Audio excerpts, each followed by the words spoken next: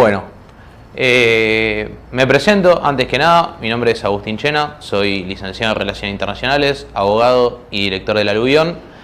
Y hoy me acompañan acá Gustavo Girado, lo voy a leer porque el nombre es largo, director del Centro de Estudios Latinoamericanos de Investigaciones y Nuevas Tecnologías y director del posgrado sobre China Contemporánea en la Universidad Nacional de Lanús.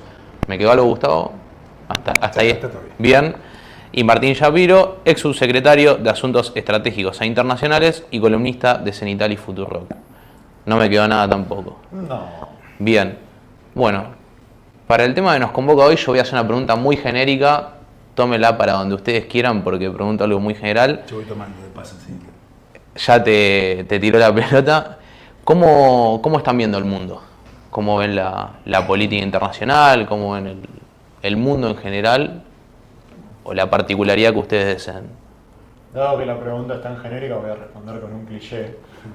Pero un mundo en transición. ¿Un mundo en transición hacia dónde? Es la pregunta.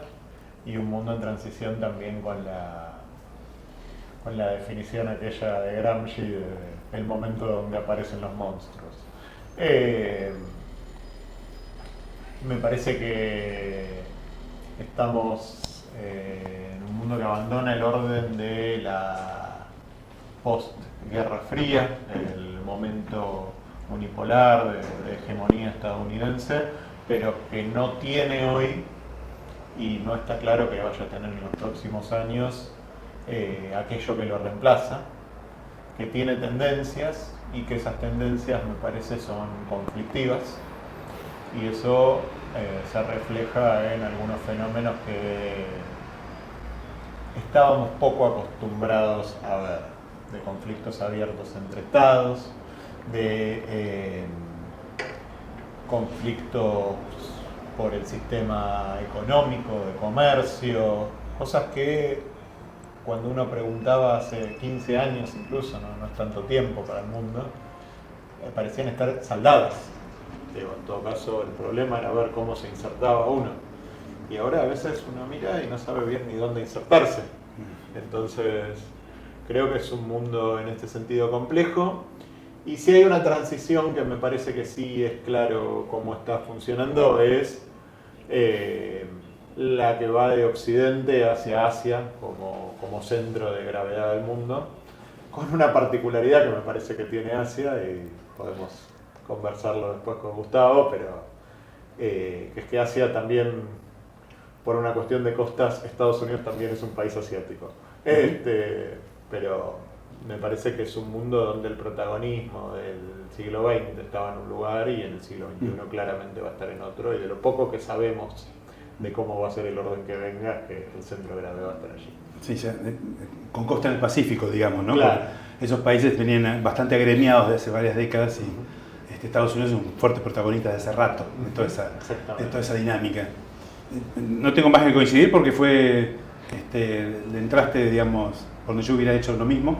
Soy un poco más drástico, pero por la edad, digamos. Estoy un poco más aburrido de ciertas discusiones y lo suelo tratar así, pero para decir exactamente lo mismo, pero con un tono un poquito más agresivo. El mundo sale de la Segunda Guerra, que vos hablaste recién de Guerra Fría, con unos formatos determinados por los ganadores. Y acá vos tenés a los perdedores, que básicamente Japón, Corea entraba en guerra civil, China retomaba la guerra civil hasta el 49, y esas economías del este, que hoy son muy famosas, son muy importantes, muy dinámicas, no tuvieron absolutamente nada que ver con el diseño del mundo de la segunda posguerra, el mundo de post-Bretton Woods se le llama. Todo ese diseño institucional que sale de la Segunda Guerra tiene nombre y apellido Gran Bretaña y Estados Unidos, que es el que se está rebajando, y coincido totalmente contigo que no termina de nacer el nuevo mientras este viejo se está rompiendo todo, de un gran llano. Pero el punto es que todos los patrones, las normas, los formatos, los estándares y todo lo que fue diseñado en aquel momento no tenía adentro, lo que suelo decir, los valores, los intereses de esas economías que vos mencionaste que van a marcar el ritmo de acumulación del capital del siglo XXI, es decir, las del Asia-Pacífico. Estamos de acuerdo con eso y el hecho que tengan ahora su propia voz, espalda, recursos y sus propias categorías analíticas, porque antes las tomaban prestadas de Occidente, escriben sus propios textos, ya no tienen que replicar nada y desde sus intereses tratan de meterse en el mundo que fue gestado después de los años 50 y 60 del siglo pasado. Ahora, no los dejan participar, el mundo viejo se resiste a cambiar y vos los ves luchando por, no, loco, quiero seguir manteniendo un mundo multilateral, quiero que esquema de gobernanza global que nos integren a todos, quiero que sigan los tiempos de gobernanza con paz global, quiero integrar al sur, que justamente es el que tiene los recursos para que más China, por ejemplo, pueda convertir su crecimiento en desarrollo, que es lo que más le interesa. Esto es ese esquema que es el que se está discutiendo, tiene este actor, que es la República Popular China, como extremadamente importante. Y China sí nos incorpora para esa parte del discurso. Es decir, contempla intereses de países que han sido básicamente regados por el hemisferio norte occidental hasta acá. Nosotros no estuvimos en ninguna de estas discusiones, por el contrario, seguimos siendo patio trasero, lo seguimos. Estados Unidos, perdón, la Unión Europea, desde el quiebre nuestro del 2001, no pasó ni con un avión por acá. Entonces, la parte drástica que te quiere marcar, o que yo soy un poco más duro, es que son los mismos que diseñaron ese mundo en los años 50 del siglo pasado, los que acaban de borrar, especialmente el 2 de abril, de hace pocas semanas, con el codo lo que habían firmado con la mano. Esto es, pateando el espinazo en los sistemas de comercio global, que justamente habían bajado sus costos, se habían desplegado por todo el mundo, habían diseñado mecanismos de globalización en los cuales todos pertenecemos, de alguna manera, integrando globalmente las economías y bajando los costos y haciendo que las cadenas globales de valor se hicieran, digamos, del régimen de producción internacional. Ahí las corporaciones norteamericanas especialmente ganaban con eso, y sin embargo son los propios Estados Unidos que acaban de patear ese tablero hace pocas semanas atrás rompiendo ese esquema. No se sabe dónde va, pero porque tiene protagonistas principales esto, de que no se sabe dónde va. Hay gente que está muy interesada en sacar claramente de este semejante revoltijo la mayor cantidad de peces posibles con el medio mundo. Y ahí estoy viendo el complejo militar industrial norteamericano, si no se ve especialmente afectado por la emergencia china justamente, en esta propuesta de diseño en un esquema global que contemple los intereses de países que hasta acá venían bastante relegados. Yo no sé si... Para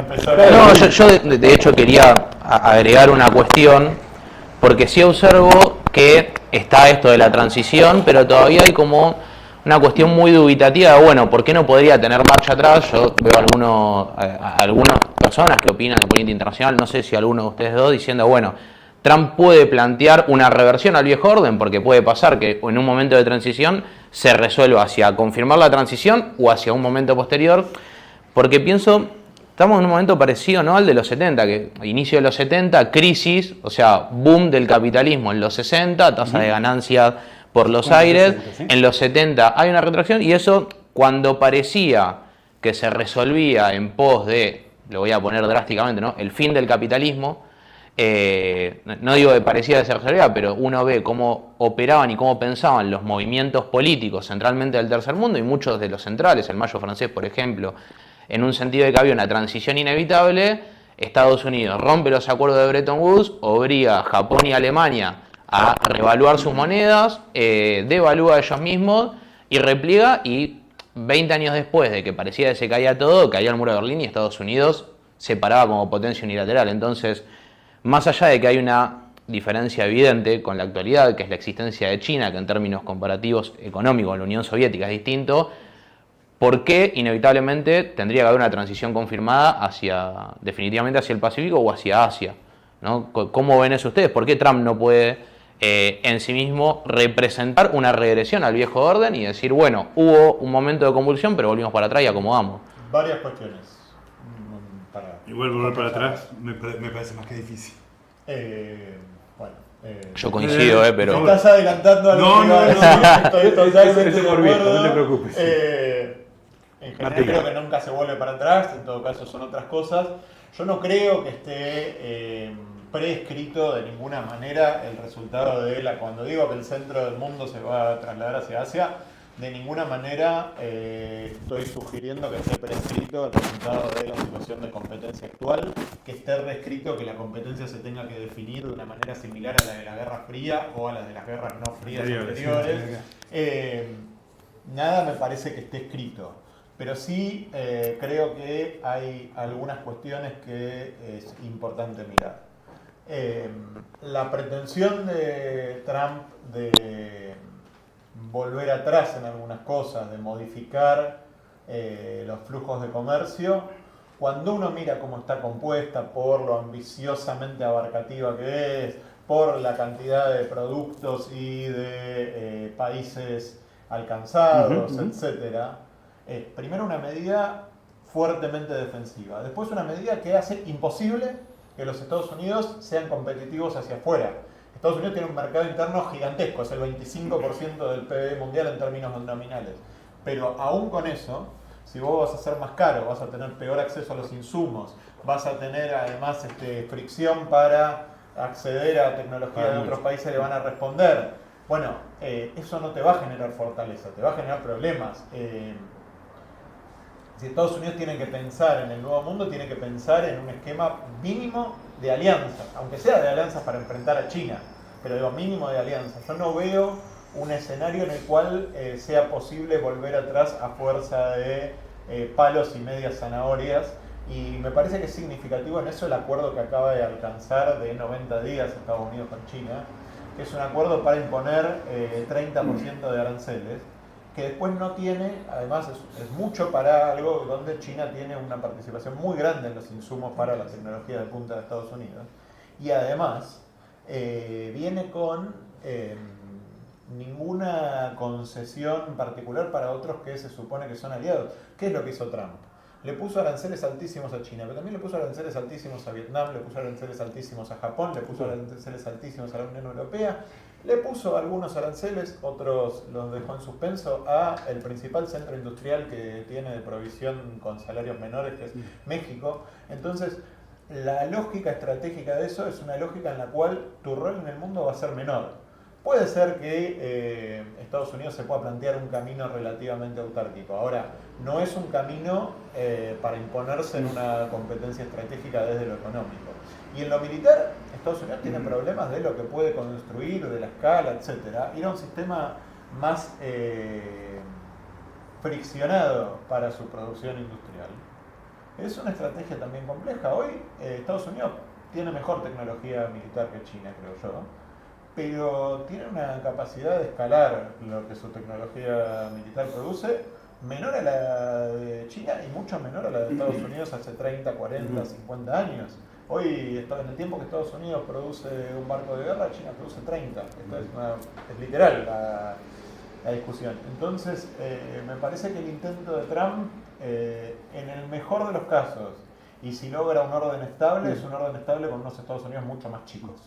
Martín, me permíteme, yo estaba manejando una hipótesis que va en línea con lo que comentás recién, que la alargué el 3 de abril, porque yo no podía comprender, lo que había hecho Trump en el primer mandato contra China, lo seguí muy de cerca el día a día, especialmente a partir del 22 de marzo del 2018, que es cuando él en una reunión del Salón Oval dice que esto es contra China, especialmente por su plan Made in China 2025, y queremos afectar las 10 sectores en los cuales China pretende ser vanguardia para el 2025.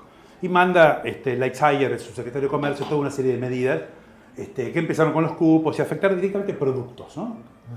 Y como vos bien marcaste recién, esto fue para todo el mundo, lo del 2 de abril. Entonces, desde el día 3, digo, pero esto va, no solo, aparte recogiendo cualquier opinión sin mucha especialización, esto trae un aumento de los precios y conociendo las cadenas globales de valor como uno las ha estudiado, esto va a tener unos problemas tremendos porque Estados Unidos es fuertemente dependiente de muchas partes de los procesos de los productos que se hacen en el resto del mundo. Si esto es así, esto no puede durar, esto es para negociar. Esto es para negociar. Efectivamente, en 96 horas lo calmó para todo el mundo, excepto para China, que escaló, hasta que el mismo gobierno chino dijo, no hablemos más porque no hay comercio. Los barcos empezaron a ir vacíos desde China hasta la costa oeste, hasta la costa este, y llenándolos de agua porque no pueden volver vacíos, o recogían más cosas en Canadá y en México porque si no se caían en el medio del agua. Allí se daban vuelta como una campana. Esto no podía seguir así, por eso me pareció era una cuestión de tiempo que se llamase una negociación en la cual algunos vemos, que la palabra derrota, vos sabés que no está en mi repertorio. Hay encontré una palabra parecida para decir que Estados Unidos amenazó con algo y ahora está llevando todo un escenario muy parecido al de cuando negoció con China el acuerdo de fase 1. Es muy parecido uno en el cual, bueno, esta es la situación actual, yo quiero reducir mi déficit comercial con vos, tengo que encontrar una solución para esto, comprometete a esto o a esto conmigo para alcanzar una solución por lo menos que los dos vamos a manejar. Que es lo que pasó con el acuerdo de fase 1 en el 2020, que no pudo prosperar por el tema del COVID-19, que alteró absolutamente todo el flujo de comercio global. Entonces, yo creo que están en pos de alcanzar algún acuerdo similar para, tomando lo que digo el compañero, retrotraer de alguna manera alguna situación mucho más parecida a la que deja el señor Donald Trump cuando se retira de la primera magistratura en el primer mandato, que luego Biden lo convierte en una pelea por semiconductores y no por paneles solares, hierro y acero, que fue la problemática que había presentado Trump. ¿En qué consistía el acuerdo de fase 1? Consistía exactamente en lo que te voy a decir ahora, en que China se comprometía que durante los 24 meses siguientes le tenía que comprar a Estados Unidos por $200.000 millones más de lo que le había comprado en el 2017 y especialmente de estos productos, tal y tal. Esos productos son todos agroalimentos que provienen del centro oeste de Estados Unidos, que es la base de sustentación de los votantes del señor Donald Trump, el famoso cinturón del óxido. Sí. El primer mandato hablo, no ahora que lo votaron todos, pero del primer mandato, la costa este y costa oeste, donde él había perdido. Todo el centro de Estados Unidos es donde había ganado. ¿Dónde hacen? La carne de cerdo, carne de pollo, aceite de soja, harina, básicamente, todos son productos encima, lamentablemente, que también vendemos nosotros. Sobre esos productos, China se comprometió a comprarle más. Y vos podías tirar la línea, por lo tanto, todo el comercio libre y la competencia internacional, obviamente, quedaba totalmente puesta bajo la alfombra. Y no existía no tenía ningún sentido para Argentina ser competitivo en algo, lo cual China no te podía comprar porque se estaba comprando los yanquis. Eso se detuvo por el COVID-19, iba a decir COVID-19, por lo tanto estar allá. Del COVID-19 que echó por tierra, porque se paró el comercio totalmente, e incluso se había prefirmado un acuerdo de fase 2, que era una especie de continuación para el 2020 en adelante. Eso, por supuesto, no prosperó. Yo tengo la sensación, acá Martín puede decir lo suyo, que está tratando de llevar a una situación bastante parecida al escenario que él dejó al retirarse del mandato en el 2021, enero del 2021. Bueno, eso es lo que quería, porque quería agregarte eso porque me parece que es como te metiste con el tema de los aranceles. Sí, yo no tengo duda de que hay un esquema de negociación en la cabeza de Donald Trump que no pensaba en terminar con aranceles del 80% para Vietnam, de ninguna manera. Pero cuando uno mira el esquema que escribió su jefe de asesores económicos, Steve Mirand, cuando uno mira, digamos, los intentos de racionalizar las medidas de Donald Trump, primero que no tienen... Difícil.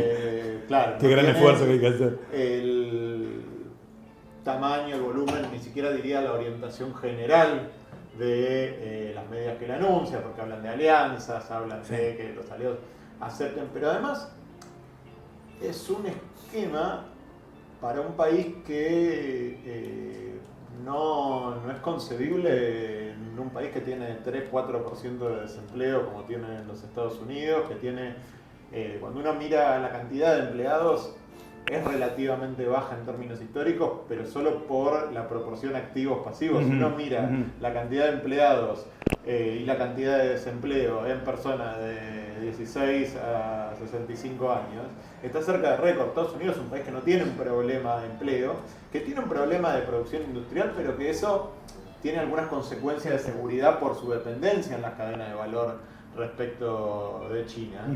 Pero no hay, o por lo menos no hay un problema que se pueda solucionar vinculado a la generación de empleo en los Estados Unidos. Sí, traer las compañías de vuelta a Estados Unidos no es la solución. Claro, pero porque los estadounidenses ya tienen trabajo, no van a tener gente para esas fábricas. Las fábricas cada vez generan menos empleo, también en China, que digo, es vanguardia en la incorporación de tecnología en las fábricas, y las fábricas están sin empleados, totalmente automatizadas. Entonces, hay una hipótesis de trabajo que es incorrecta y que en todo caso es defensiva. Digo, vuelvo a esto. Es la hipótesis de que no puede estar a la par, en la medida que dejó de producir, no puede estar a la par de la generación de tecnologías. Eso es discutible, pero es posible. Ahora, la estrategia, digamos, de llegar a un nivel de aranceles un poco más alto del que tienen ahora, de acabar con el superávit comercial, con el déficit comercial, sí, que sí, es acabar con el superávit financiero estadounidense. El correlato de acabar con el déficit comercial de Estados Unidos es acabar con el superávit financiero, es decir, es acabar con la aceptación voluntaria del dólar como moneda. Y mirá, lo que dice es que eso hay que imponerlo geopolíticamente. Digo, el uso del dólar se tiene que imponer por la fuerza. Y no se me ocurre de qué manera los países pueden aceptar eso por un tiempo demasiado extendido. Digo, la idea que vos vas a arreglar el comercio con todo el mundo de una manera tal que le vas a imponer la moneda y le vas a imponer cuánto te cobran, y etcétera, es muy compleja de pensar. Con China eso hasta es más fácil de negociar, en la medida que China, como tiene un superávit fiscal muy grande, un superávit comercial muy grande, eso significa que tiene un déficit financiero y que tiene que invertir en el exterior, puede tener o un interés en reducirlo un poco en la medida que aumenta el consumo de su población por encima de lo que aumentan sus exportaciones, o puede tener incluso un interés en colocar de algún modo su capital que te permita hacer una serie de acuerdos. Ahora, el resto de los países del mundo no tienen esas comodidades. México tiene, al revés, un problema de déficit.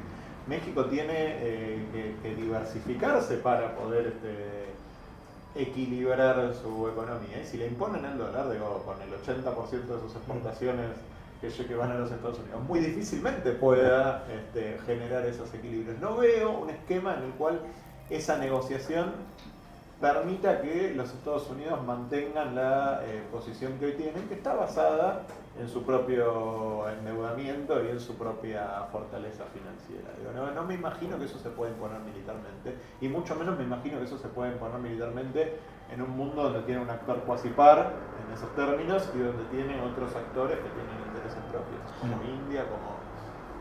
Sí, y que sería un error también pensar que la imposición del dólar como moneda global fue una cuestión de fuerza.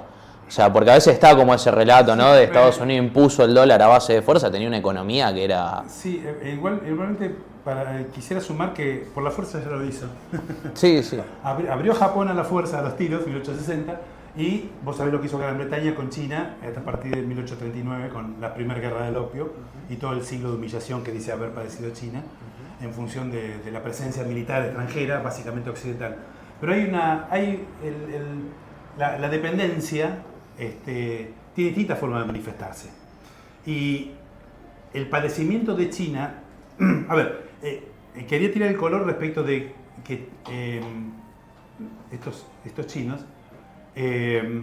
su relación con Occidente, tan crítica actualmente en muchos planos, tiene antecedentes y tiene un porqué. Hace varios años, un profesor de una escuela militar norteamericana, un militar norteamericano que era un experto en China, un brillante profesor, leí un reportaje que le habían hecho en Estados Unidos, donde él hablaba bien de China. Básicamente estaba explicando al periodista, y el periodista lo asusaba porque quería que se expresara en forma más crítica respecto de China como una amenaza global, como una amenaza amarilla, y porque justificando las políticas públicas norteamericanas en ese momento. El militar norteamericano, el profesor decía, pero mirá, yo te voy a decir una cosa, dice el militar norteamericano, el profesor. ¿Qué dirías vos si la flota de guerra china durante 100 años estuviese entrando por el río Mississippi en su desembocadura, hiciese 1500 kilómetros y luego retrocediese, y así todos los días con las banderas desplegadas. ¿Qué dirías vos hoy de los chinos si eso hubieran hecho? Bueno, es lo que hicimos nosotros en el río Yangtze entre 1860 y 1949, cuando la victoria del Partido Comunista en China, que Mao Zedong calmó las aguas y los barcos, las cañoneras norteamericanas se retiraron. Vos te imaginás un chino viendo a los barcos de guerra norteamericanos todos los días disparando a ambos márgenes del río Amarillo sus cañoneras para defender los intereses de todas las partes de colonización, instalaciones de colonización económica que habían hecho los países, las potencias occidentales. Ese famoso siglo de humillación para China fue anteayer. Culturalmente fue anteayer. Y para nosotros estamos, apenas si lo leemos en algún libro de historia, con suerte. Eso está bastante presente. Por eso yo creo que entienden que la imposición por la fuerza, primero con Estados Unidos y Japón directamente, luego Gran Bretaña y China directamente, y luego con la presencia norteamericana, luego rusa, japonesa, y muy especialmente la japonesa en 1895, tiene una fuerte presencia contemporánea para China, como para saber que tiene enfrente a la gente que ha humillado a sus antepasados. Y eso, en términos culturales, es bastante pesado y no está totalmente corrido de la escena. No tienen por qué pensar, no hay elementos que te indiquen que no es posible que Estados Unidos intente imponer por la fuerza otra vez un presente mucho más de acuerdo a lo que ellos piensan de lo que debería ser el modelo de funcionamiento del mundo. Quizás con sus empresas nuevamente vueltas a Estados Unidos, por lo menos retiradas de la República Popular China, produciendo en otros lados, pero manteniendo bajo su égida política el diseño, digamos, del mundo por venir. Yo creo que ese es un escenario que todavía está presente en China, en la política china, y no me parece que que se olviden fácilmente de cómo se llegó a esta situación. El hecho de que Estados Unidos sea tan importante hoy, bueno, ahí hubo mucho tiro, hubo mucha balacera, hubo mucha imposición por la fuerza, y si bien el dólar norteamericano es la moneda demandada por el resto del mundo para los intercambios internacionales, y por eso le da tanta fuerza, y moneda de reserva, de expresión de valor, y también donde todos ahorramos, sigue siendo demandada, y por eso ellos mismos pueden todavía seguir imprimiendo y exportar la inflación a partir del momento que ya no la tienen, porque la moneda es demandada por el resto. Ahora, ya no es así como era hace 40 años. Ya hay otras monedas tan importantes, aparece el yuan renminbi, también asomando la cabeza, tratando de pedir su lugar, el Fondo Monetario lo reconoce, ya es moneda de reserva del DEG.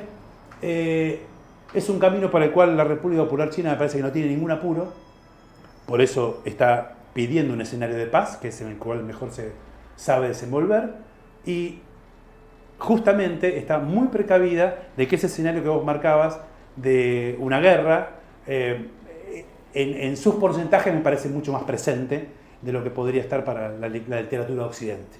Sí, lo que vos decís en función de la imposición del dólar o de la búsqueda del dólar como moneda de reserva, me parece, caigo en clichés, pero pues hay cosas que están sobrediscutidas, pero digo, la guerra en Ucrania, el bloqueo económico a Rusia y cómo se desarrolló la economía rusa durante estos 2-3 años de bloqueo, me parece que dan un poco de idea de cuál es la capacidad que tienen hoy de bloquear una economía o cuál es la cuáles son las consecuencias hoy de que te dejen afuera, por ejemplo, del sistema de pago SWIFT. Entonces, creo que ahí hay una cuestión, y algo que sí me interesa tocar, aprovechando los temas de los dos, porque sí me parece que una diferencia fundamental con los 70, más allá de los indicadores económicos, es la cuestión tecnológica. O sea, hay una cuestión de desarrollo de tecnología de punta o de tecnología, vamos a decir, de la necesaria para producir más tecnología, de inversión y desarrollo, hasta de egresados en ingeniería, en la cual China, a mí me da la sensación, y trato de ser un poco determinista para generar un poco de debate, de que es una carrera que no está ganada ya, pero hay una tendencia que me parece muy irreversible. En ver la cantidad de guita que hay destinada a inversión y desarrollo en base al PBI, en ver cómo se están cómo se están tecnologizando las industrias. A mí sí ahí me da una sensación de tendencia cuasi confirmada. Yo diría que hay 3-4 cosas que por lo menos me gustaría poner en cuestión. Sí, sí, está para eso la afirmación categórica. Un poquito, pero digo, la primera es la cuestión de, cuando hablamos de la cuestión de la imposición del dólar y del dólar como moneda, creo que de vuelta, y algo que hay que mirar, me parece, de la administración Trump, es que no apunta tanto a China, sino al resto. Digo, con China hay una discusión y con el resto del mundo hay otra, y creo que la que está pésimamente rumbeada en la administración Trump, sobre todo, es la discusión con el resto del mundo.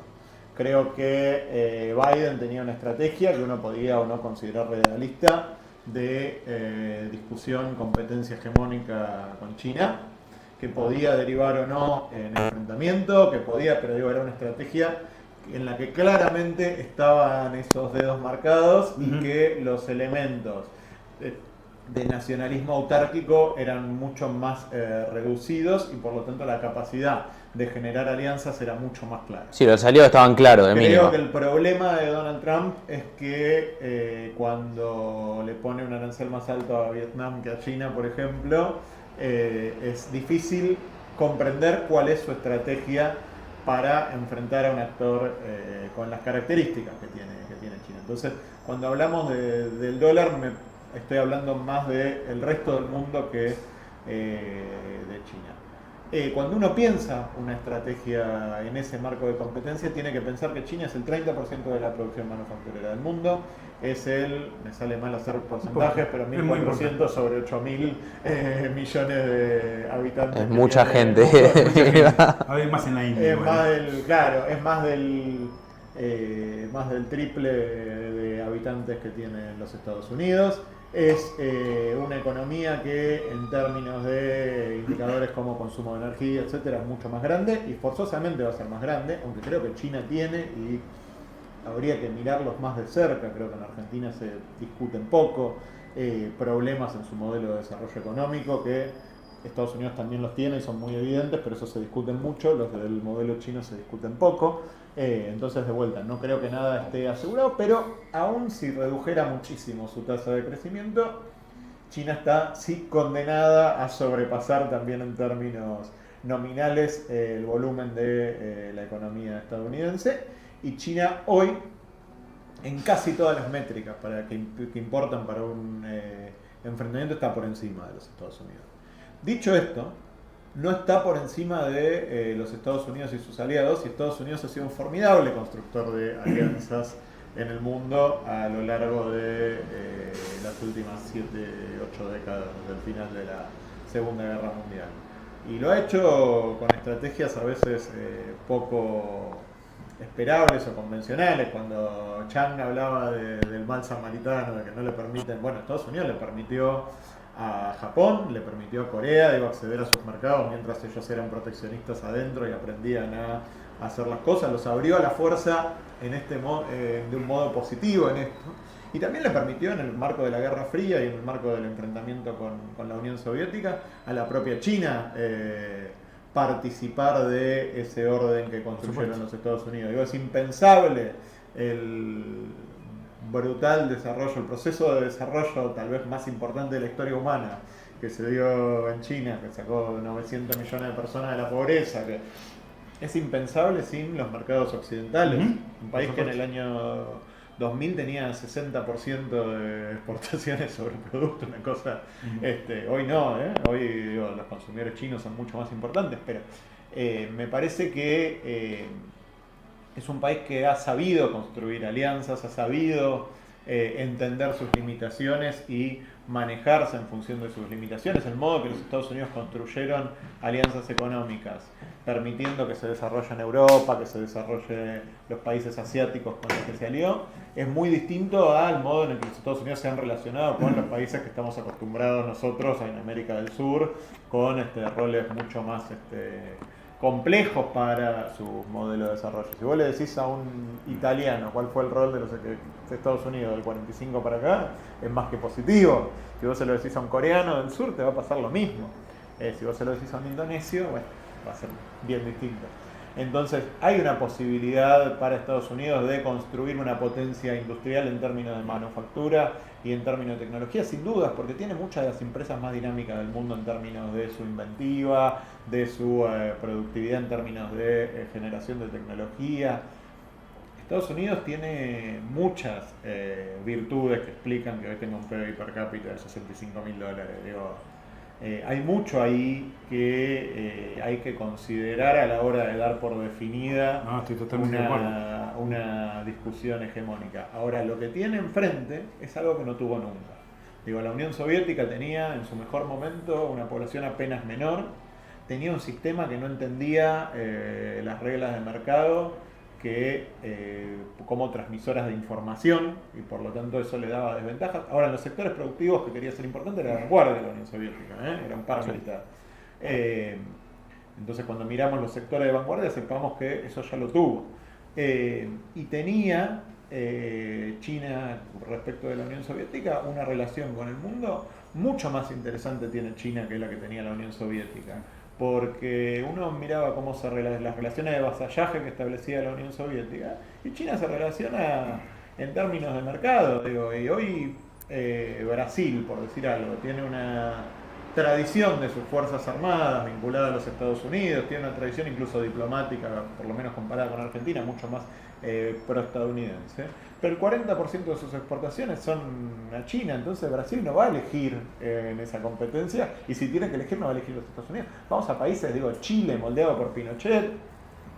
Dina Boluarte en Perú está reprimiendo los movimientos sociales, pero aparece sonriendo y aplaudiendo y emocionada cuando abren el puerto de Shanghái, que es el puerto de aguas profundas más grande de América del Sur, el más importante creo que de toda América, incluyendo a Estados Unidos, pero temo estar equivocándome, pero anda por ahí, y lo está construyendo China. Y el desarrollo de África se da no con ayuda humanitaria, sino con relaciones de mercado, digo, el crecimiento, el gran crecimiento de los países.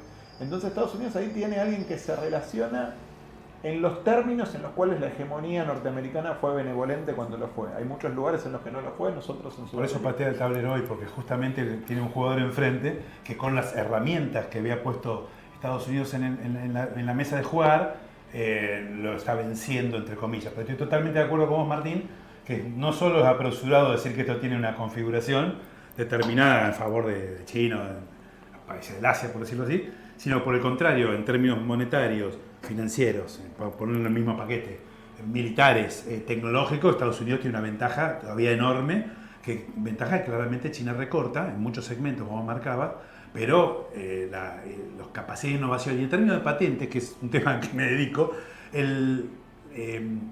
la cantidad de patentes que activa China ya es mayor que la que activan Estados Unidos y casi todos los países de Occidente.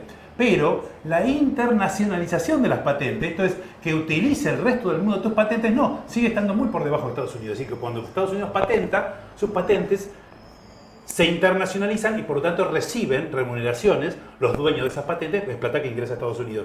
De ahí la balanza comercial es negativa, pero la balanza de servicios reales y financieros es muy positiva. La de China, balanza comercial, es muy positiva, y la balanza de servicios reales y financieros en China es negativa, y negativa en forma creciente, porque esa carrera tecnológica que China necesita acortar para dejar de ser dependiente del conocimiento ajeno, es una carrera pero de muy largo aliento, para maratonistas pero de decenas de kilómetros, y China tiene todavía muchísimo que aprender, digamos, está muy por detrás aún. Si bien cuando tomás una tecnología tipo 5G, 6G, bueno, donde no están las patentes establecidas, los estándares, las normas y los patrones establecidos, está discutiéndolo y quiere poner sus reales, se quiere poner sus técnicos en la ISO, International Standardization Organization, la que establece la normativa para el funcionamiento de la tecnología, quiere que sus técnicos estén en esas mesas y Occidente no la deja. Bueno, ok, entonces eventualmente terminamos con un decoupling o con un desacople, que tecnologías de una forma en Oriente y de otra forma en Occidente. Pero mientras esa discusión no se salde, Estados Unidos tiene una ventaja y lucha por mantenerla. Cuando en los espacios tecnológicos en donde todavía, donde están haciendo la tecnología, que básicamente la que nos va a regir en lo que resta del siglo, digámoslo, semiconductores que van a estar en los sistemas de defensa, de comunicaciones, básicamente lo que te van a gobernar en tu cotidiano muy pronto, si no lo están haciendo ya, ahí China tiene unas buenas, muy buenos tentáculos, muy bien avanzados y con tremenda calidad. Calidad, costo, es tremendamente competitivo. Y lo han forzado justamente las prohibiciones de Trump primero, pero especialmente de Biden después, cuando han puesto a China contra la espada y la pared. Cuando le han prohibido a Huawei desplegarse, cuando le han prohibido a TikTok, o sea, ByteDance, desplegar, cuando le han prohibido a todas las tecnologías chinas a desplegarse sobre los mercados occidentales, que son de los más importantes para la tecnología china, lo obligaron a vivir con lo nuestro. Un Aldo Ferrer con su título bien grande, y nos hemos reído bastante con esto allá en China, porque replican el vivir con lo nuestro de Ferrer de una forma hasta graciosa. Hay una industrialización por sustitución de importaciones obligada, no a la como hicimos en Latinoamérica antes, pero obligada, muy forzada y que está dando resultados tremendos. Y si bien hoy todavía no son competitivos en cosas extremadamente importantes, como son los semiconductores más pequeñitos, de muy pocos nanómetros, el progreso que están consiguiendo es muy acelerado, es muy rápido, tiene mucha dinámica. Y lo están haciendo solos. De hecho, en el día de ayer, el gobierno norteamericano prohibió que toda la tecnología norteamericana use el sistema operativo que acaba de patentar y desarrollar Huawei, que es el Harmony,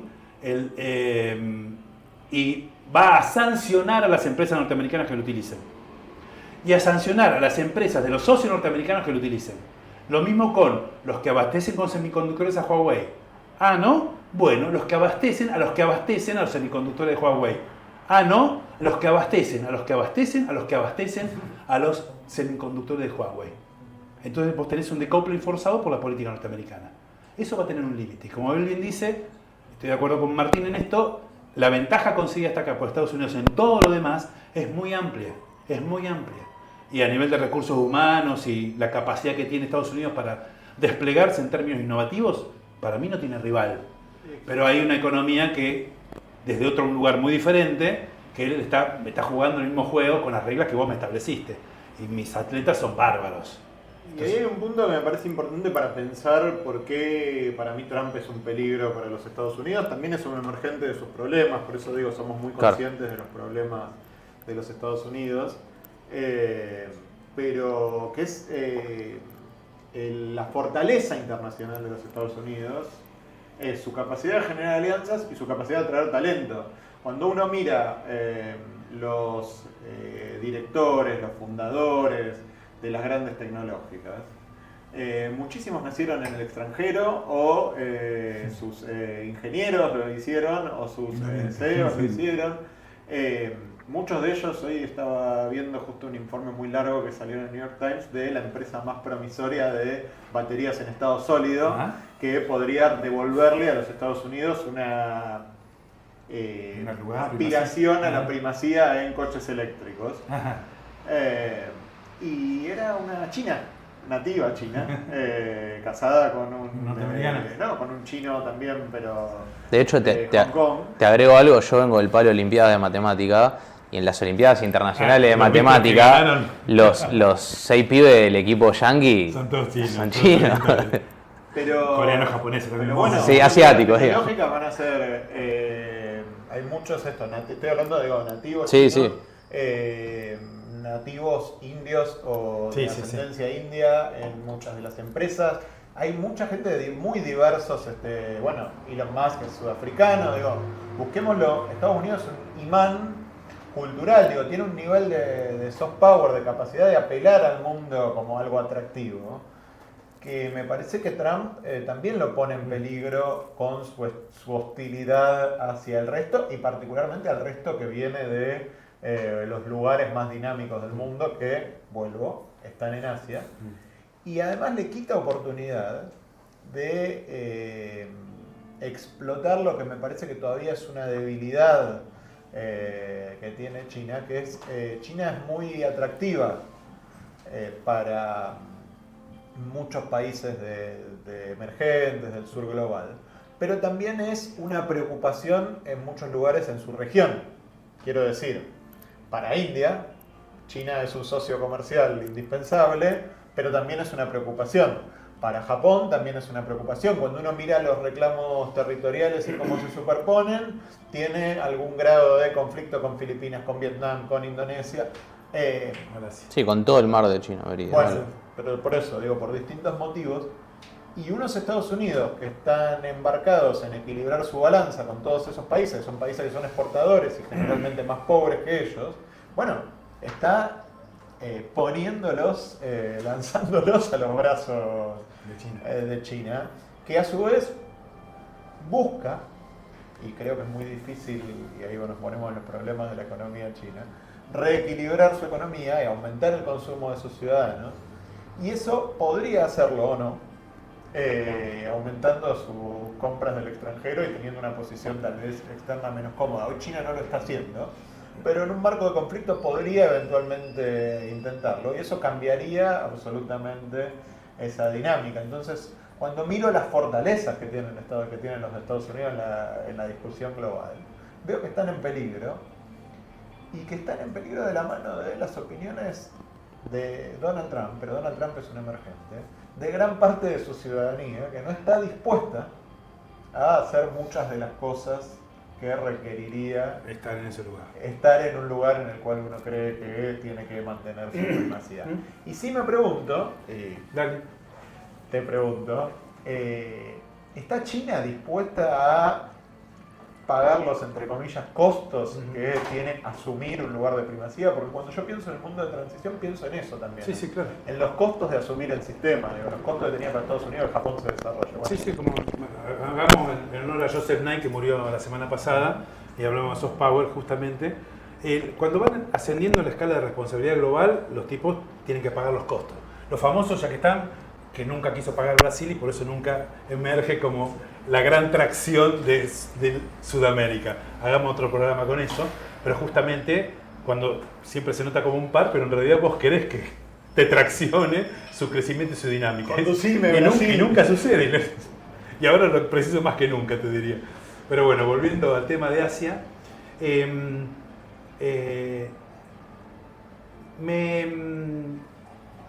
noto que en muchas miradas que se hacen sobre China, a quien no tengo por qué defender porque se defiende sola, se le aplican las reglas que se usan habitualmente para analizar periodos de 150 años que tuvieron otras economías en avanzar, por decirlo así.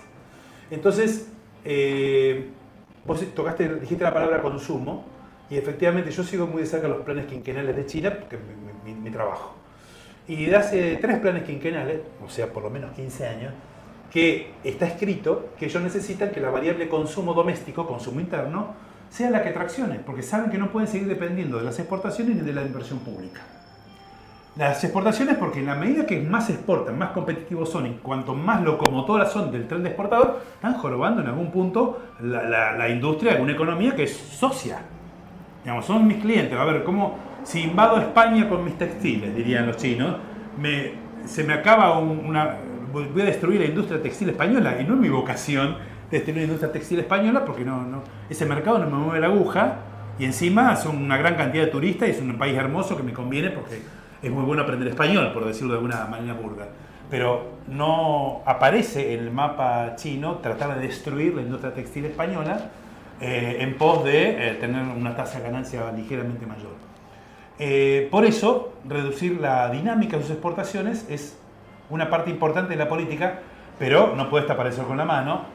Es una máquina de vapor que costó mucho poner en marcha, es la que traccionó la gran economía china desde fines de la década del 80 del siglo pasado hasta hoy, y son una máquina de vender todo a todo el mundo en forma muy fuerte. Sobre eso debería decir varias cosas, pero no quiero eludir el tema del consumo. Pero lo voy a decir igual.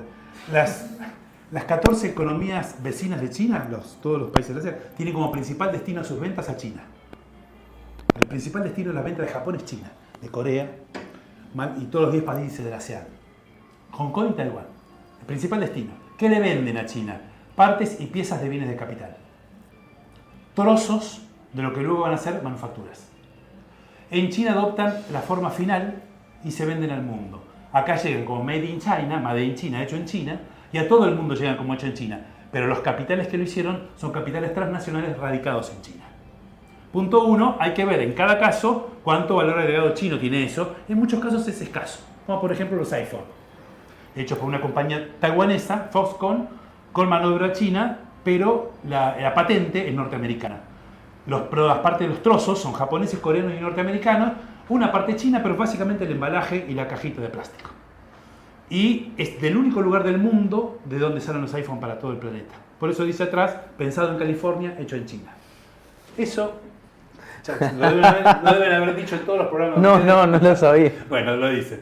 Dicho esto, la variable... porque si es semejante máquina exportadora es muy difícil de detener.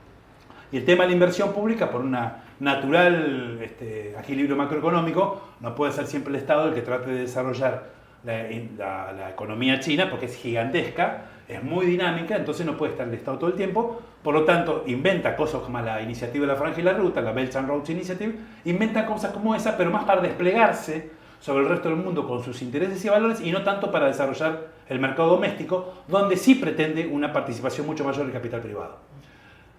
Necesitamos que el consumo crezca, pero la tasa de ahorro de China es la más alta del mundo.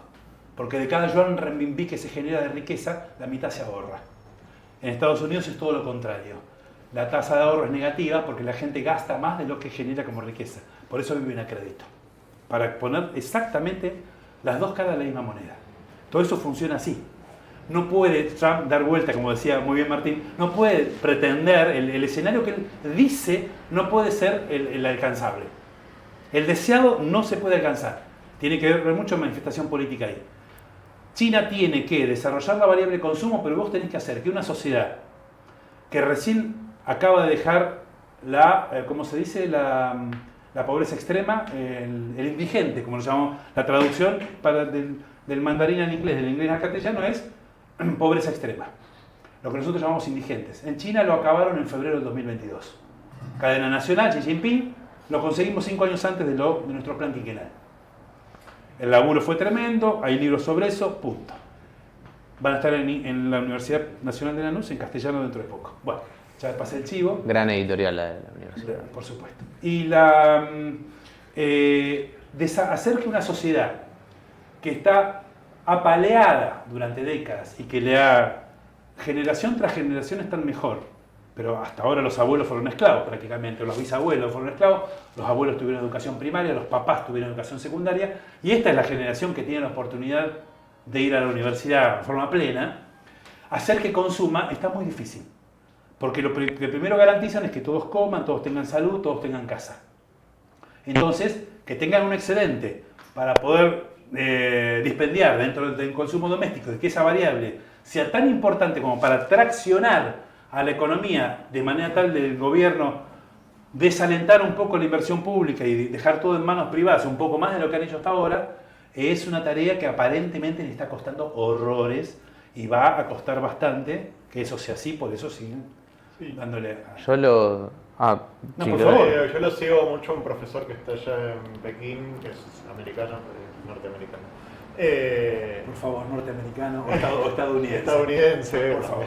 Ni mexicano ni canadiense, que es Michael Pettis. Ah, sí, claro. Que bueno, hizo algunos números y bueno, realmente parece muy difícil que se rebalancee pronto la economía. Claro, pero china. ¿por qué pedirle un rebalanceo a la economía china cuando recién hace...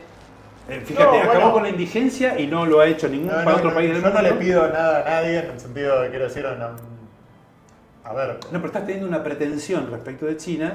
No, no es tener por eso digo, no es tener una pretensión, es pensar si eso puede pasar, en todo caso pensar las consecuencias de que no suceda. Pero él tiene unos números del volumen que tendría que reconducir, digamos, de la inversión al consumo, y que dan, bueno, un ritmo de crecimiento del consumo que no se ha dado en la historia de la humanidad y que probablemente no se alcance.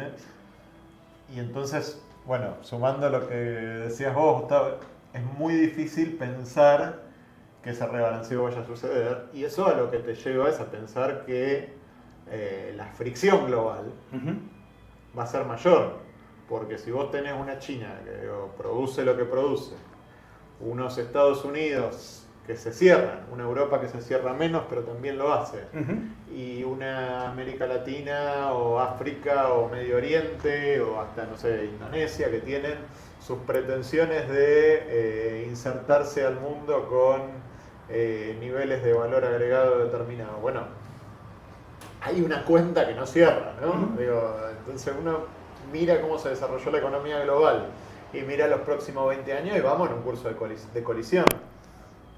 Preguntarle a Alison, ¿la colisión se saldrá por guerra o se saldrá de forma cooperativa? La verdad que no tengo idea. Pero la bola de cristal no. En todo caso, la pregunta, en el 2010 China supera a Japón como la segunda economía del mundo. Impresionante. Pero en el 2012 se convierte en la principal comerciante del mundo porque la suma de IMPO y Expo supera a Estados Unidos. Y Estados Unidos había sido el principal del mundo durante 60 años. ¿Y sabés qué pasó en el 2014? En términos de paridad de poder de compra, la economía china es la más grande del mundo, desde hace 11 años. Y ese lugar lo tenía Estados Unidos desde 1872. Una economía que todavía tiene millones de pobres, recién acaba de acabar con la indigencia, y donde la gente vive, digamos, recién ahora hay un porcentaje mayor en grado de gente urbana y periurbana que superan más de un 50% al resto de la población que sigue siendo campesina.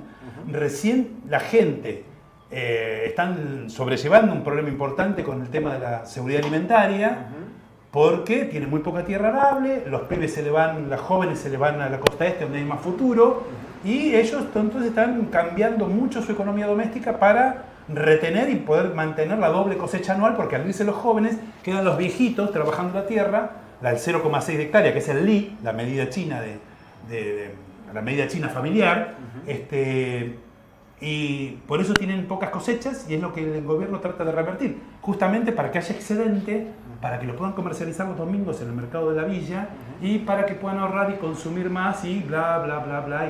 Pero a mí me parece que es un largo camino, diría Michael Pettis, no sé si va a alcanzar. Yo te digo, han alcanzado cosas que yo no lo puedo creer como economista. Yo no he leído cosas parecidas. Pero vuelvo a insistir, abro los ojos como un nene, ¿viste? Como gente del interior, de que nunca fue a la gran ciudad y la mira de repente y abre los ojos, porque hay cosas que no se pueden creer en cuanto uno le hinca el diente, digamos, ¿no? Lo mirás con una carga ideológica determinada, bueno, obviamente está lleno de cosas que pueden no gustarte, pero yo no dejo de sorprenderme cuando abordo cosas que son muy impresionantes. Cuando veo cómo zafan, cuando la ponen contra la pared, es lo que más me deja en evidencia que es una sociedad acostumbrada a la catástrofe natural, a que los revienten a cañonazos, porque cuando abrís el diario y ves un problema en la región del Asia-Pacífico, ¿dónde es? Xinjiang, noroeste, eso es China. Mongolia interior, Mar del Sur de China, Hong Kong, Taiwán, Tíbet, todo eso que te acabo de mencionar, que son los titulares de los diarios, es soberanía china. Entonces es la séptima flota parada en el sur de Japón, al lado de las costas de Filipinas, poniendo las nuevas 3 bases militares que van a inaugurar el año que viene. Dicho así, hay también un formato en nuestra subjetividad. Tenemos en la cabeza un parámetro de que si toda la problemática tuviese ese origen amarillo, cuando en realidad, mirá, es toda una gran cantidad de sellos que meten. No estamos hablando de la flota china frente a California. No estamos hablando de los barcos chinos en el Golfo de México. Y para mí, Golfo de América. Para mí, cómo han resuelto la cuestión tiene una frontera muy grande China, y cómo ha resuelto la cuestión de la seguridad en función del multilateralismo, para mí es brillante, en el sentido de que también... La iniciativa claro, digo, en el sentido también, sí, pero digo, del BRICS, de la Organización para la Cooperación de Shanghái, claro, digo, en el sentido de que le han roto a Estados Unidos, digamos, esa capacidad...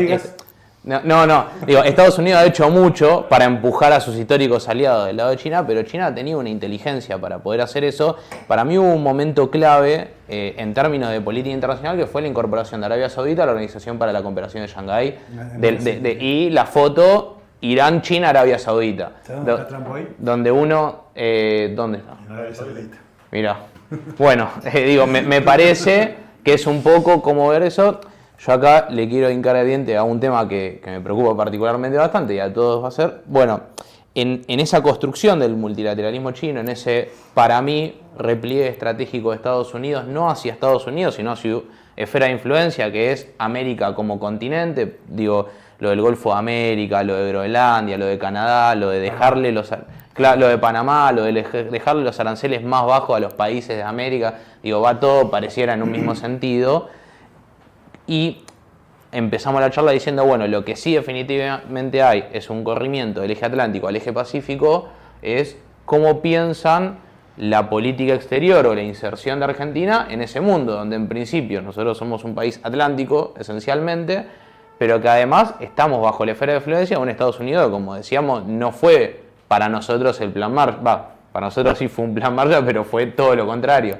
Entonces, ¿cómo piensan ustedes en esa tensión que quizás puede llegar a niveles superiores a lo que está, probablemente llegue, la inserción de un país como la Argentina, con la economía que tiene y con su ubicación geográfica?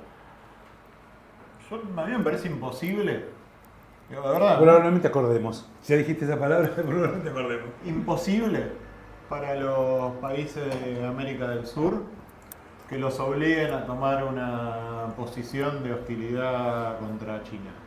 Pueden pasar, por motivos de política interna, que un país tome decisiones irracionales. En general, cuando los países toman decisiones irracionales, sufren consecuencias de las decisiones irracionales. Pero en términos estratégicos, nadie puede realistamente, De forma realista. de forma realista, imponerle a los países de América del Sur una ruptura con China y ser exitoso en eso. Del mismo modo, pero creo que China no lo pretende, por eso pensaba más en Asia, tampoco nadie puede imponerle a los países de América del Sur un enfrentamiento con los Estados Unidos que es terriblemente costoso para nuestros países. Pero cuando mirás la composición de las exportaciones de todos los países, y es importante mirar, digo, casi que mirar a Argentina te distorsiona, no por el peso que tiene China para Argentina, sino por el poco peso que tiene China para las exportaciones argentinas, por una cuestión que tiene que ver con la soja, y aún así es nuestro segundo socio comercial. Si vos mirás las exportaciones de Chile, mirás las exportaciones de Brasil, mirás las de Uruguay, mirás las de Bolivia, incluso las de Paraguay, que no reconoce a la República Popular China, es impensable que se les imponga un alineamiento en un enfrentamiento más rígido que el que hay ahora. Pueden tener mayor o menor grado de alineamiento político, pero digo, cualquiera que intente imponer a América del Sur un alineamiento rígido está condenado a sufrir fracasos bastante fuertes. Sería una estrategia muy poco inteligente.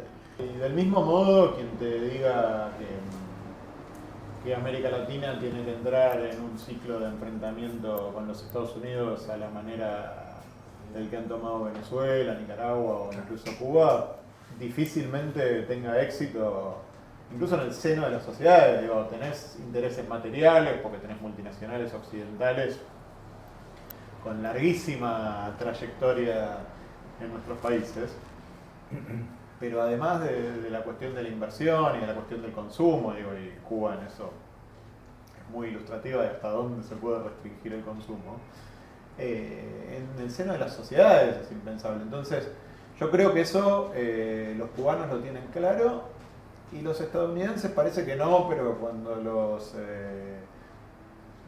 presionás un poquito, los límites que imponen son relativamente estrechos, digo, son en determinadas cosas. Es más que posible, por lo menos hasta hoy, hacer una política que no requiera alineamientos automáticos, por lo menos, y cuando se toman alineamientos automáticos son opciones de política, y a mi entender, malas opciones de política. Pero bueno, obviamente. Elegir un lugar. Sí, bueno, no tengo más que coincidir con Martín. Me resulta muy complicado evaluar la política exterior argentina, que me parece vergonzante, no es por una palabra delicada. Entonces, aparte, habiendo trabajado durante décadas para que la relación entre Argentina y Asia-Pacífico sea más estrecha y progrese, ver las decisiones que se han tomado este año y medio largo, me resulta muy malo, digamos, me afecta personalmente, me molesta mucho, y tratando de que eso no contamine una evaluación un poquito más académica,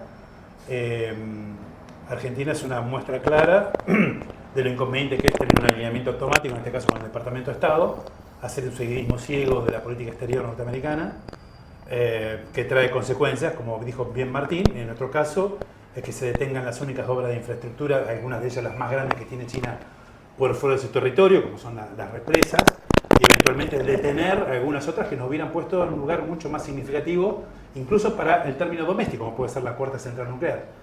En términos domésticos, le estoy diciendo, para el bien de Argentina, no estoy diciendo que esto juegue, son empresas China no vino a hacer las hidroeléctricas porque se beneficie, son empresas privadas que ganan plata, pero en todo caso la energía es nuestra con la cual íbamos a repagar ese préstamo, y tampoco tiene que ser el ejemplo, pero hay muchísimos otros que tienen que ver con la ausencia de Argentina con figuras de relieve en la última reunión de CELAC China que acaba de culminar, o en la reunión de la CELAC a mediados del mes pasado en Centroamérica, y con otras instancias en las cuales la representación argentina estuvo disminuida a su mínima expresión, pero más aún cuando votamos prácticamente de forma totalmente aislada a nivel de las Naciones Unidas, con posiciones totalmente atípicas para nuestra historia y que no nos representan para nada.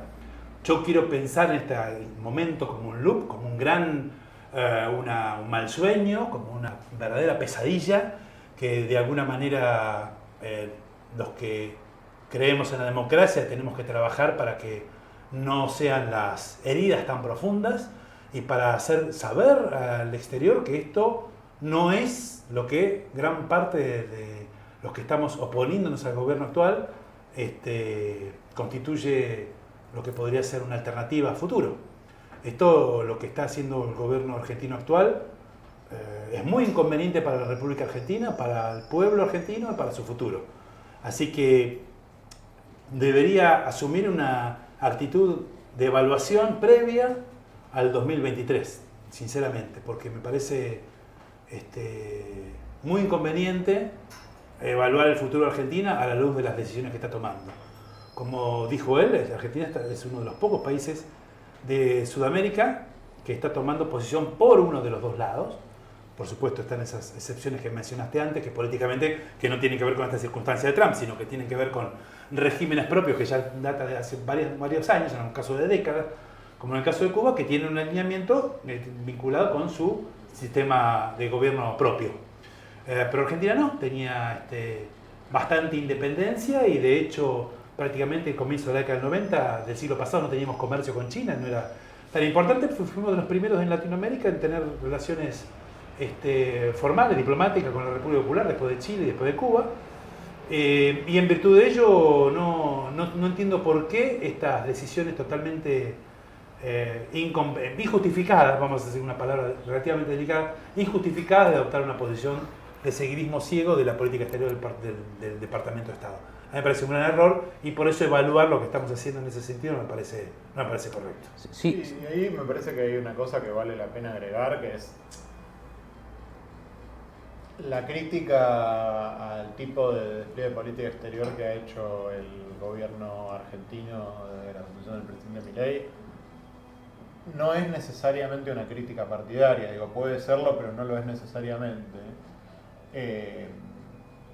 La política del gobierno de Mauricio Macri, si bien tenía orientaciones que a mí me parecían cuestionables, yo integré otro gobierno, o la política del propio presidente Menem, eran muy distintas en ese sentido, incluso de una política de alineamiento como la que tuvo Menem en unas circunstancias como lo son las de los 90, después de la caída del muro de Berlín, han sido bien distintas. Menem, de hecho, es el primer presidente occidental que viaja a China después de los conflictos de Tiananmen, y Macri cuidó esa relación como una relación de Estado, porque es lo que hacen en general los gobiernos. Vuelvo al punto. Dina Boluarte en Perú. Lo que hacen todos. Sí. Claro, por eso decía, hay un tema que tiene que ver con la racionalidad política de los países, pero es un problema nuestro, no es una imposición de los Estados Unidos. Ahí es donde lidiamos la irracionalidad de Trump con la irracionalidad del actual presidente argentino. De hecho, me gustaba la palabra injustificado, porque uno, sin haber estado metido en el diseño de la política exterior argentina, para mí uno de los ejemplos claros es Bolsonaro. Bolsonaro, un tipo que abiertamente tenía una postura ideológica, entre comillas, nunca rompió con China, ni mucho menos. Digo, se nota que no está ni en el diseño de China ni en el diseño de los Estados Unidos pedirte un alineamiento a uno de los dos bandos. O sea, es una decisión interna. Sí me parece que hay flotando siempre una idea, no sé, digo, con la que yo estoy en desacuerdo, claro, pero sí esta cuestión como de una especie de monstruo rojo de guarda con China porque es el imperio de otra forma, porque te quiere destruir la economía.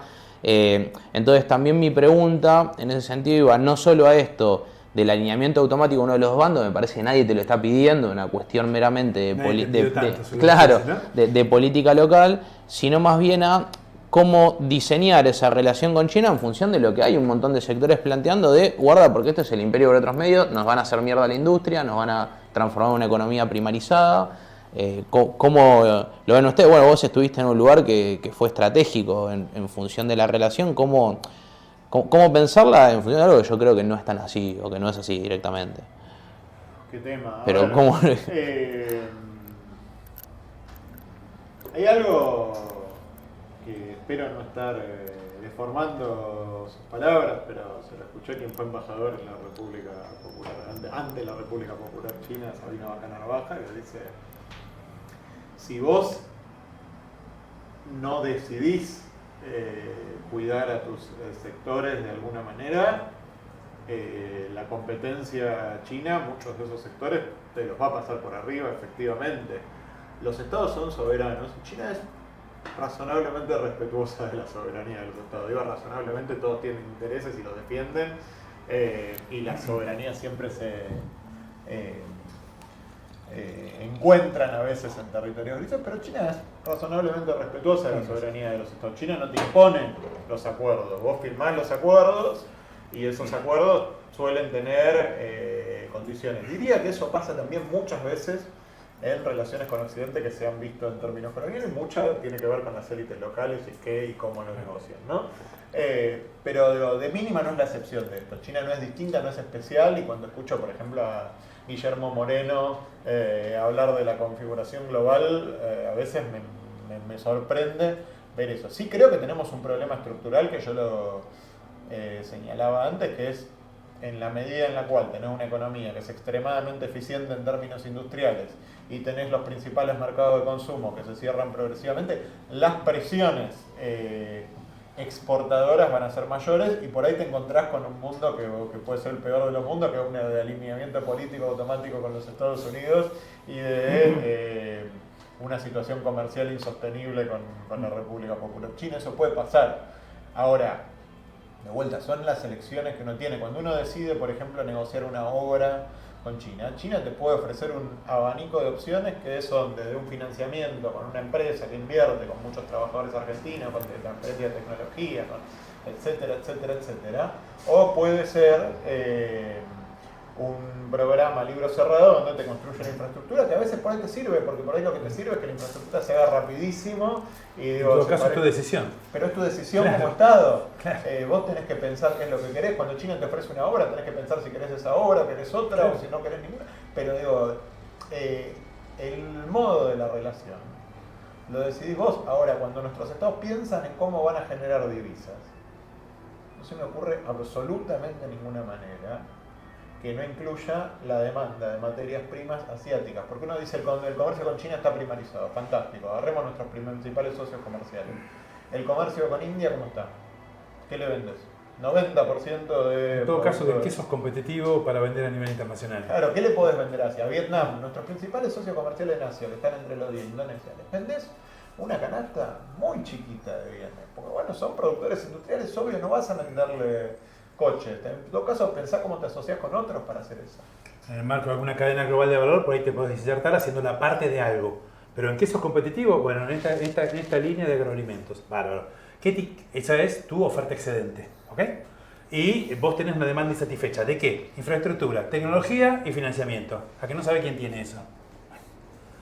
Entonces, China tiene que convertir su crecimiento en desarrollo. ¿Con quién se alinea en términos de paz? Como vos bien marcabas recién, que me parece muy importante ese aspecto resaltar, porque la institucionalidad que crea China ante la imposibilidad de penetrar en la vieja institucionalidad resquebrajándose, es crear la suya propia. Entre ellos aparece la iniciativa de la Franja y la Ruta, que es el despliegue de China con sus intereses, con su manufactura y sus intereses y valores por sobre el resto del mundo. Y que tiene como base la paz. Claro, por eso, porque necesita esa paz. Sí, sí. Primero sobre el Cáucaso meridional y toda la zona de influencia inmediata y bla, bla. Y ha tenido problemas para desplegarse también ahí. Malasia no le ha aceptado muchas de las cosas que China cuando ha ido con financiamiento y sus ingenieros. Pero otros lo requerimos como el agua porque no habría otra forma de que en Argentina se hiciesen determinadas cosas, por ejemplo. Y te piden a cambio que vos lo pagues con, por ejemplo, con la soja, con lo que tienes, que ellos lo requieren porque necesitan convertir, como te decía, su crecimiento en desarrollo, y en lo que carecen es justamente de insumo energético y de insumo alimenticio.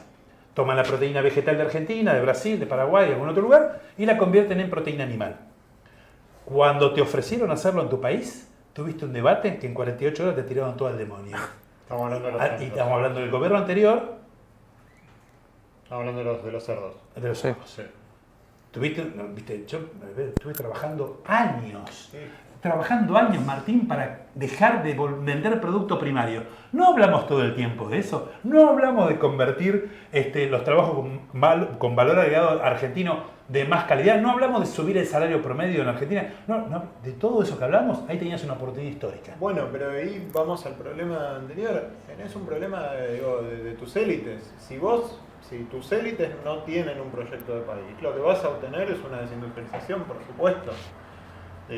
Ahora, vender más productos primarios no es desindustrializarte. Si vos lográs desarrollar tus minerales, de hecho, probablemente no tengas exportaciones industriales. Ahora vos desarrollás tu minería y tenés una industria de bienes de capital para una minería que exporta 40.000 millones de dólares como la chilena. Bueno, es bárbaro, no hace falta que vos exportes esos bienes de capital. Vos hoy tenés una industria ligada a la industria petrolera de vaca muerta, que es una industria dinámica y que tiene un componente nacional interesante. Uh-huh. ¿Podrías tener eso mismo en la minería? Podría. ¿Se te va a primarizar la canasta exportadora? Sí, por supuesto. Sí. Pero digo... Y es la Argentina es una de las menos primarizadas de toda Sudamérica.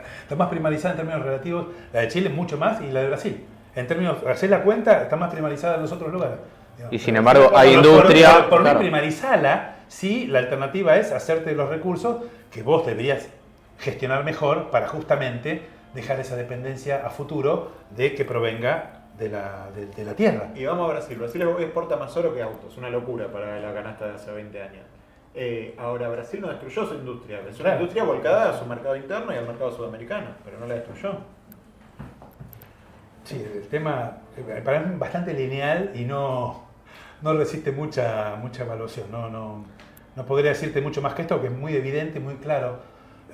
Los problemas de la élite son fundamentales, pero la ausencia de proyecto es tan central como lo anterior. Y claramente las élites, si no participan en el diseño de un modelo, de un proyecto, es mucho más complejo. Y sumar una cosa más. Hablan de China. A mí, por lo menos en Argentina, me gusta hablar de Asia. Pero quiero porque cuando miramos cuánto exporta Argentina, le exporta más a los países. Si suman todo el ASEAN más India, le exporta incluso más que a China. Es toda una región que está viviendo un proceso de crecimiento de su clase media, de sus consumos. Sí, sí. Y a veces se piensa en términos de este enfrentamiento lineal. Sí, de nueva guerra fría. Claro, y se pierden cosas que son fenómenos que son importantísimos. Sí. Y que no se están discutiendo. A mí me trajeron a hablar de China, pero hablamos de Asia cuando quieran. Y Lo que Gustavo hizo hace ¿cuántos años que estás con China? Con China. 30, 35 años.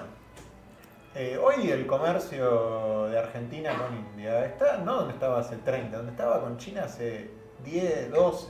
¿Cuánta gente tenés pensando esa relación? ¿Cuánta gente tenés abocada a la relación con Vietnam versus la que tenés abocada a la relación con España? Bueno, después miremos los números de las exportaciones argentinas y miremos el futuro, miremos la tasa de crecimiento de esos países, la población de esos países. Bueno, por eso el ex embajador Sabino Bacanal Baja hacía hincapié en la necesidad de reestructurar la política del Ministerio de Relaciones Exteriores, porque claramente Argentina está subrepresentada en lugares que son tremendamente dinámicos e importantes, y tenés 80 millones de diplomáticos, estoy exagerando, ya lo sé, pero tenés muchísima gente destinada a lugares muy lindos, pero son de nula importancia, pero misérrima importancia diplomática, pero son muy lindos para vivir. Y pensar otras herramientas, porque a veces la burocracia del Estado es lenta, ¿no? Digo, difícil. Hay que negociar todo el tiempo con la diplomacia profesional, hay estructuras, hay que cambiar normas. Ahora, ¿cómo no tenés, no sé, una agencia de comercio más potente o volcada directamente a la región, por ejemplo? Digo, de verdad, ¿cómo el sector privado no tiene, no intenta ese tipo? Brasil tiene una cantidad de instituciones que son sin fines de lucro, pero del sector privado dedicados a estos mercados, que uno mira de Argentina con una envidia grande. Digo, hay una falta a veces de proyectos en nuestras élites que son políticas, pero también son empresariales. En estos términos, que empezaron a mirar a China porque no tuvieron alternativa, pero que... Sí, aún así todo lo que rodea les queda... Cuando hay que ampliar un poquito el horizonte, es de una pobreza conceptual muy compleja. Y también un proyecto para tener un discurso de América Latina respecto de Asia.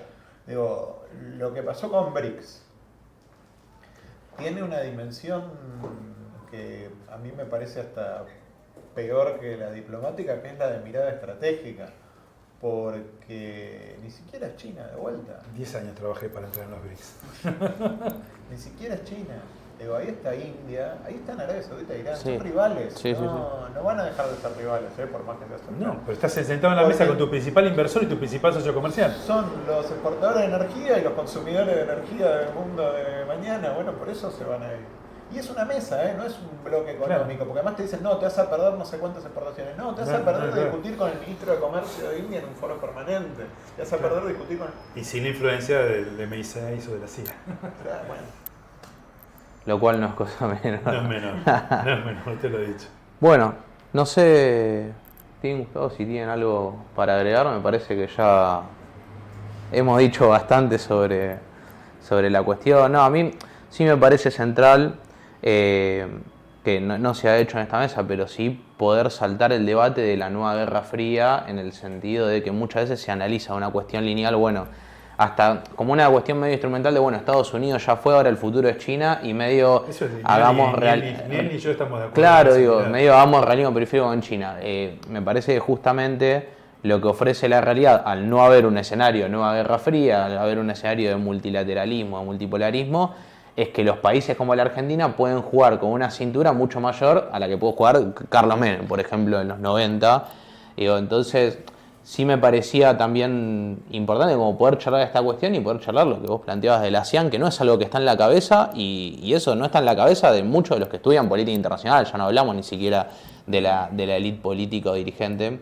Entonces, nada, me parece que eso es un poco la iniciativa de acá de Vino, lo que se ha buscado durante todo el año pasado, durante todo este año. Muy rico el vino. Y Muy bueno. bien, que es vino Tierra del Fuego. De Barricas es Les agradecemos, muchas gracias. Esperemos que siga el auspicio después de este programa, porque yo tengo pensado volver. Así que muchas gracias, Gracias a a todos. vos y gracias a la gente de Vino por el Desarrollo. Muchas gracias por la invitación. Gracias.